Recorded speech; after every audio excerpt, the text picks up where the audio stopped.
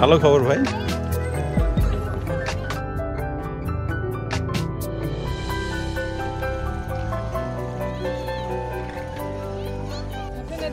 বিটলা ছাত্র, সে ছাত্র কি আপনি?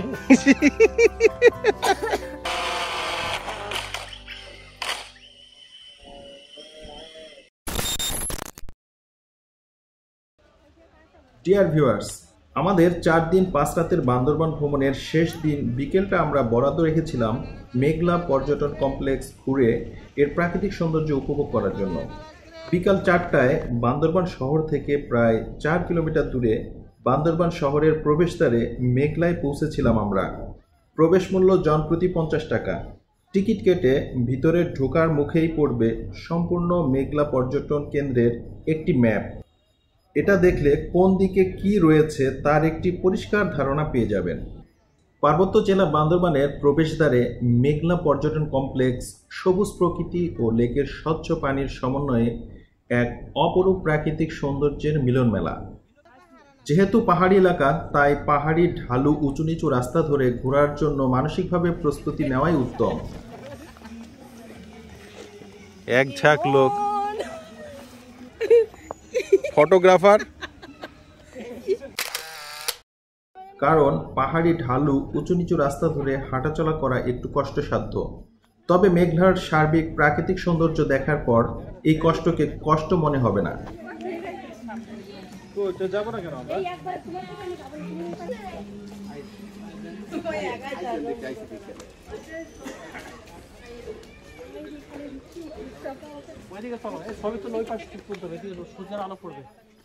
ঝুলন্ত ব্রিজ বান্দরবান, খাগড়াছড়ি এবং রাঙ্গামাটি 3 জেলাতেই পাবেন আপনারা। খাগড়াছড়ি জেলা পরিষদ হর্টিকালচার পার্কের ঝুলন্ত ব্রিজের আমার ভিডিওটি আই বাটনে দেওয়া থাকলো, আশা করি দেখলে ভালো লাগবে।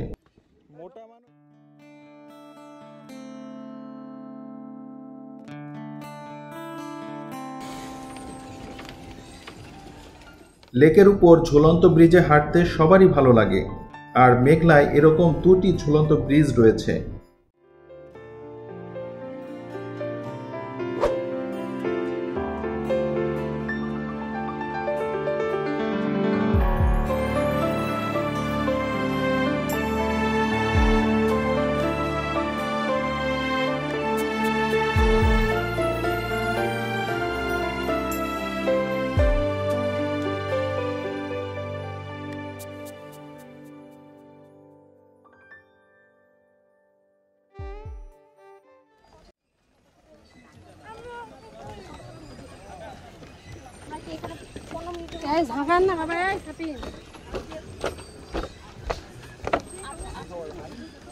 ভালো খবর ভাই।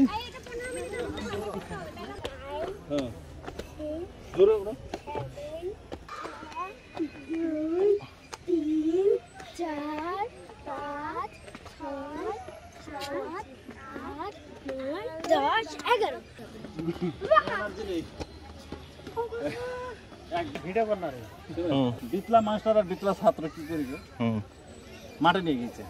মাঠে নিয়ে যাওয়ার পর মানে কোনোভাবেই ছাত্রটাকে পড়াতে পারতেছে না। তো ছাত্র পড়াতে না পারলে বেতনও পাবে না সে। পরে বিটলা মাস্টার আর বিটলা ছাত্র মিলে মাঠে গেছে। মাঠে যায় ওই যে গুড়ি আছে না, গুড়ি উড়ার জন্য।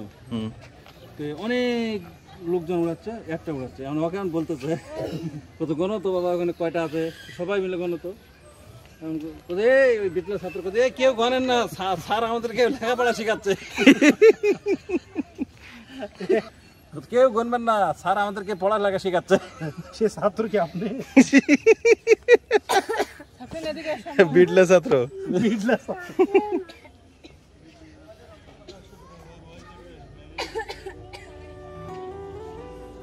এইটা হলো ওই যে কেবল কারের লাইন। উন্মুক্ত মঞ্চে একটি কেবল কারের ব্যবস্থা রয়েছে, তবে আমরা যেদিন গিয়েছিলাম সেদিন কারিগরি সমস্যার কারণে সেটি বন্ধ ছিল।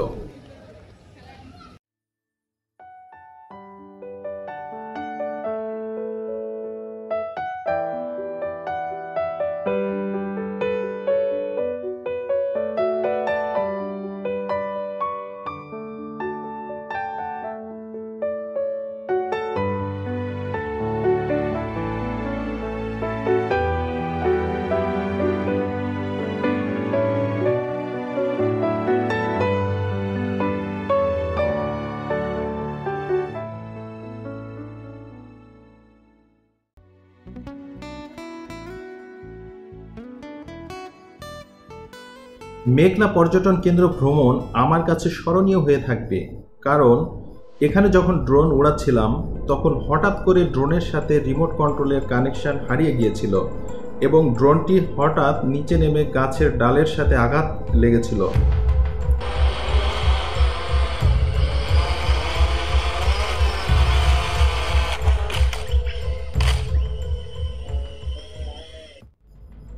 আমার ভাগ্য সুপ্রসন্ন ছিল, কারণ গাছের ঢালে আঘাত লাগার পর ড্রোনটি অটোমেটিক্যালি স্টেবল হয়ে উড়ছিল।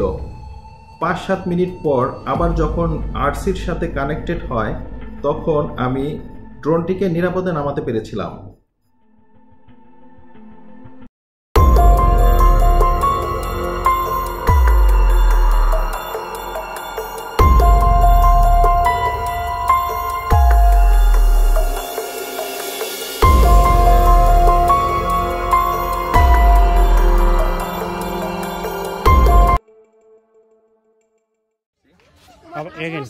তো এখানে ড্রোন উড়াচ্ছিলাম, তো নেট আমার কানেক্টেড ছিল না, তারপরে জিপিএস সিগন্যাল হঠাৎ করে ছেড়ে দিছিল। আচ্ছা, ছেড়ে দেওয়ার পরে হঠাৎ করে রিটার্ন হোম করার সময় গাছে আঘাত লাগছে, এই যে দেখা যাচ্ছে। তো গাছে আঘাত লাগার পরে আমি আবার নেট রান করার পরে আবার জিপিএস পেয়েছে, পরে আবার অ্যাক্টিভ হয়েছে। তো আজকে আমার ড্রোনের একটা অ্যাক্সিডেন্ট একটা মুহূর্ত থেকে বেঁচে গেছে। It's a good experience to fly a drone. Drone উড়াইতে গেলে এরকম এক্সপিরিয়েন্স হবেই, ইটস নর্মাল। আমো তুমি খেলতেছো? চলো।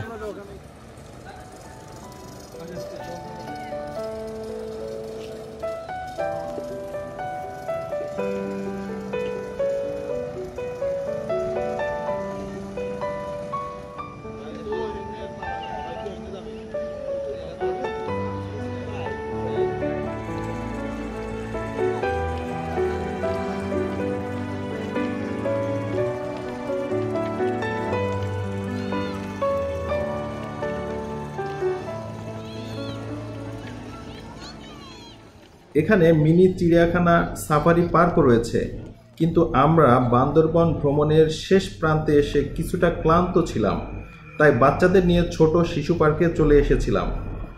শিশু পার্কে বাচ্চাদের জন্য 2-4টি রাইড রয়েছে।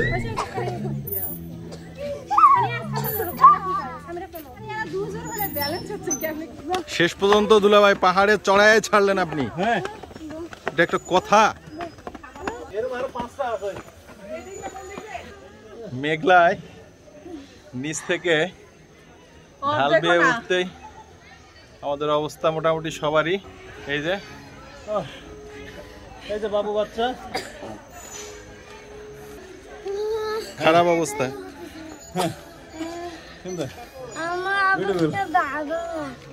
সবাই বড় বড় শ্বাস নিচ্ছে।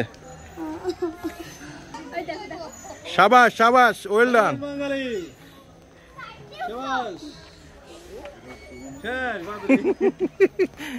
এখন ওইখানে বসতে হবে, এখন তেল শেষ হয়ে গেছে।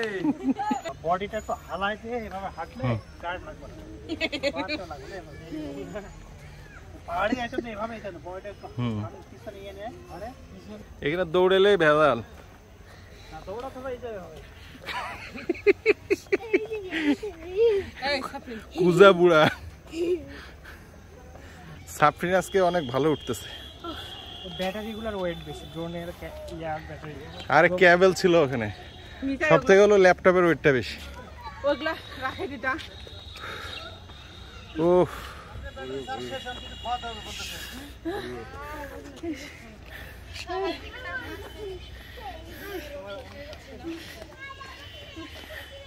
কি বোঝা যাচ্ছে? বোঝা যাচ্ছে বিধ্বস্ত। দয়ালি সবাই এক্সস্ট। আমার তো 12টা বাজে গেছে। এই যে ঢাল এটা চলে যায় অনেক দূর নিচে। আচ্ছা, আর এই যে এই দেখেন এরকম আছে 2টা ঢাল। হ্যাঁ, এগুলো কি হয়েছে স্যার? এই তো নামতে উঠতে মোটামুটি খবর খারাপ। মেঘলা ভ্রমণের মাধ্যমে আমাদের 4 দিন 5 রাতের বান্দরবান ভ্রমণ সিরিজ শেষ হলো। বান্দরবান ভ্রমণটা আমাদের সকলের কাছে খুবই উপভোগ্য ছিল। আমাদের সবাই পুনরায় বান্দরবান ভ্রমণে যেতে খুবই আগ্রহী। আশা করি বান্দরবান ভ্রমণ সিরিজের ভিডিওগুলি আপনাদের ভালো লেগেছে। সকলে ভালো থাকেন, সুস্থ থাকেন এই কামনায়। আল্লাহ হাফেজ।